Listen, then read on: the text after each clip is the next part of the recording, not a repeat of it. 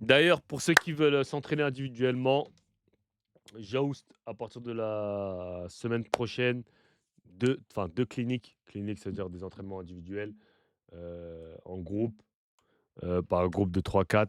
Donc ça va, c'est pas très cher, hein, vraiment. C'est genre, les 5 workouts, je crois qu'ils sont à 200-250. Pour les non, 230, je crois, les 5 workouts.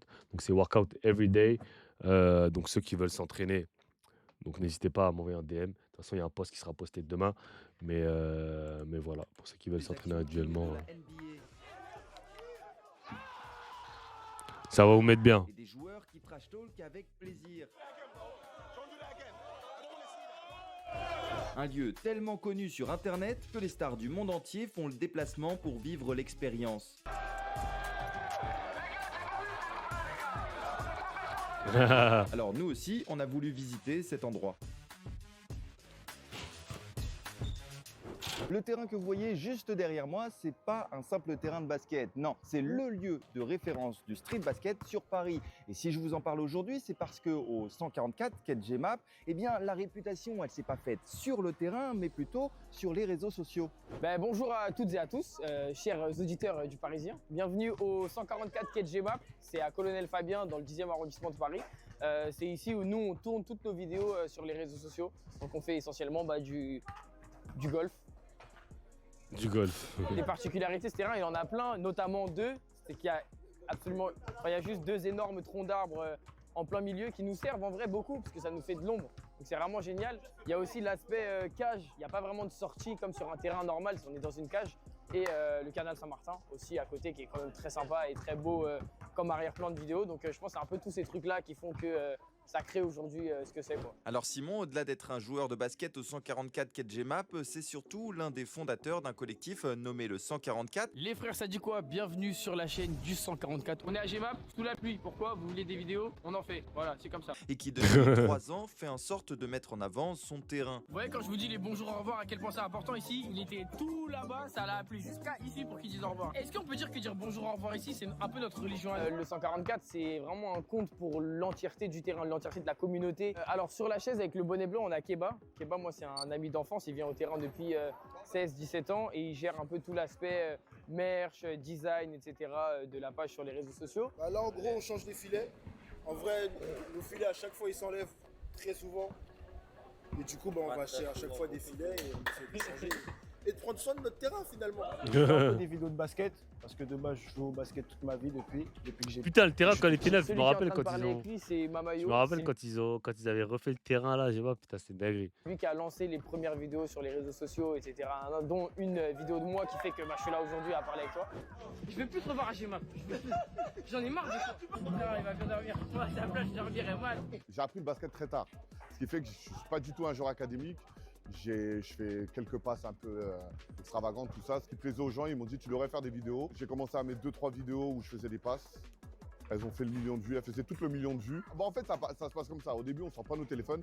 Dès qu'on voit qu'un peu ça chauffe, ça commence un peu à parler, que ça devient, que ça Nico. commence à devenir dur et tout ça, et qu'on sent qu'il y a un petit enjeu entre les deux équipes, on sort la caméra et puis c'est beaucoup plus vrai. En gros, moi, la plupart du temps, j'utilise des lunettes Meta. C'est des lunettes qui filment, où il y a une caméra, du coup, là, juste au milieu, entre les yeux.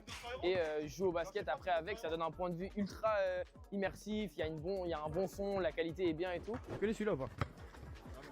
Ah si, malheureusement si. Je te jure, lui il rentre très souvent. Très vite, les 3 influenceurs trouvent leur public, cumulent des milliers d'abonnés et doucement, l'idée de faire un compte rassemblant ces 3 univers émerge. Le Gmail 2023. Wesh, ils ont oublié de mec, mettre si, un le visuel Gmail entier 2023, dedans. J'envoie un message Oui, il dans fait le plus groupe partie de avec Gemap. Simon Mamayo Keba. C'est quand Je leur même dis, les gars, faut l'un des absolument qu'on pionniers de médiatise Gemap. ce terrain comme vous l'avez fait avec votre personnage. Et ils m'ont dit grave, go. C'est ainsi que sur Instagram et TikTok est créé le compte officiel du collectif 144 avec un objectif, mettre en avant ce terrain de street basket. Ça a été super rapide. En vrai, on s'y attendait vraiment pas. Les gens viennent nous voir en disant bah j'ai vu Mamayo, j'ai vu Simon, j'ai vu Keba, j'ai vu le 144. Et du coup, ça fait plaisir. parce Wesh, que du coup, on a wesh, plusieurs- Crary, ça motionne Donc, en pas. réalité, Ça motionne pas en visuel en tiré KDJ. Wesh, vous êtes sérieux les mecs? Ils sont en bif ou quoi, wesh? Wesh. Si Ah, les producteurs de contenu, ce ne sont pas forcément les 4 influenceurs dont je vous ai parlé, mais plutôt les J'avoue, ils gens sont plus qui dans- viennent Je ici sais pas. à Gemap Fan de parler. filmer avec leur téléphone. Tu te rappelles à la fête de la musique quand t'avais filmé? C'était incroyable, hein? Dingue, hein?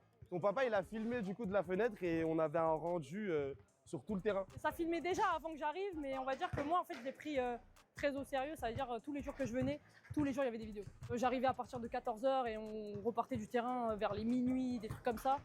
Et vraiment non-stop, je filmais. Et généralement, des vidéos qui vont être souvent courtes, mais ça va être des vidéos en mode soit c'est des grosses actions, ça va être soit des gros crosses, soit des gros tomards. Après, ça peut être des actions plus simples, mais qui sont stylées à voir. Alors oui, les vidéos de belles actions, ça marche, mais ces dernières années, les vidéos qui cartonnent le plus sont un peu différentes. Putain, sale boudeur, va t'es bien vieux, tu boudes encore, ramène la balle. Elles s'inspirent d'une forme de chambrage bien connue des amateurs de basketball et de NBA, le trash talking.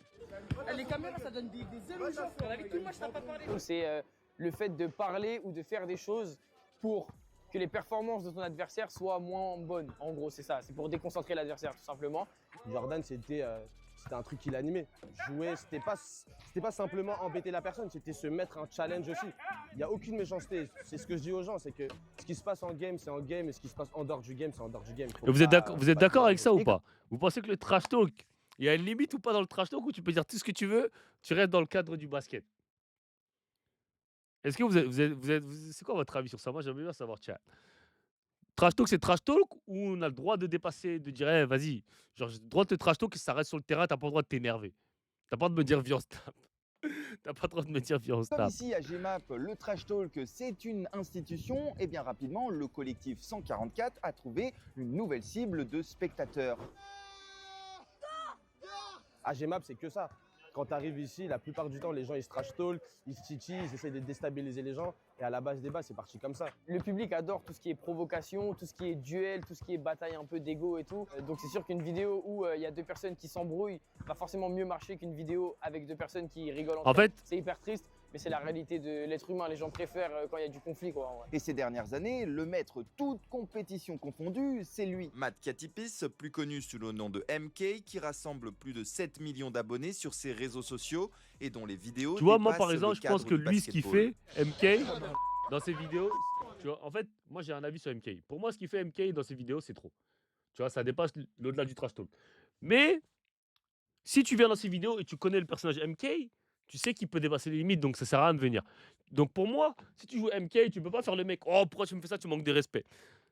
Si tu sais que MK, si tu sais que tu vas passer dans une vidéo de MK et pour toi, ce qui fait MK, c'est du manque de respect, ne va tout simplement pas dans la vidéo parce que, bah, voilà. Donc si tu vas dans la vidéo d'MK, c'est qu'il faut être prêt à assumer le manque de respect entre guillemets qu'il va te donner, tu vois. Moi, pour moi, tu vois. C'est mon... Oh Si je shit, peux c'est la big généraliser G. ça, il a fait du basket un peu catch, un peu MMA. Ce qui fait que ça a attiré énormément d'œil.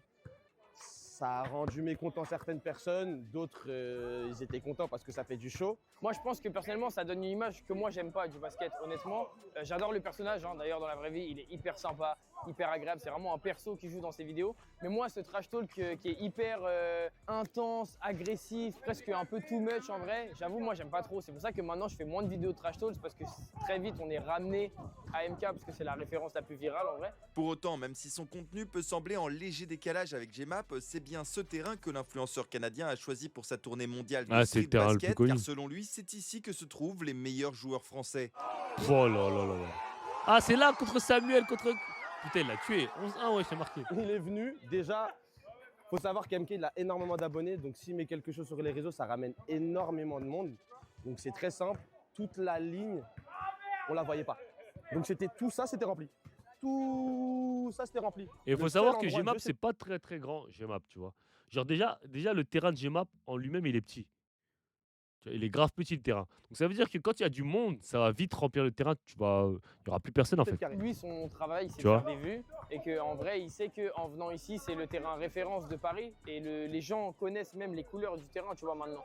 Donc en vrai, quand il vient ici, il sait que déjà médiatiquement, en vrai, c'est carré. Leur métier, c'est leur contenu, leur métier, c'est ça. Donc le plus il y a d'ambiance un petit peu boue, ça crie, etc., le plus c'est bénéfique pour eux, quoi. Bénéfique pour MK, oui, mais bénéfique aussi pour le collectif 144 Ah bah oui. qui a pu accroître sa notoriété en cumulant plusieurs dizaines de millions de vues lors des passages de l'influenceur. Ouais, bah Si oui. je suis transparent avec toi, il a à prendre du buzz, tout comme j'ai à prendre du buzz. Il vient sur un terrain très connu, tout comme moi j'accueille un joueur très connu sur les réseaux sociaux.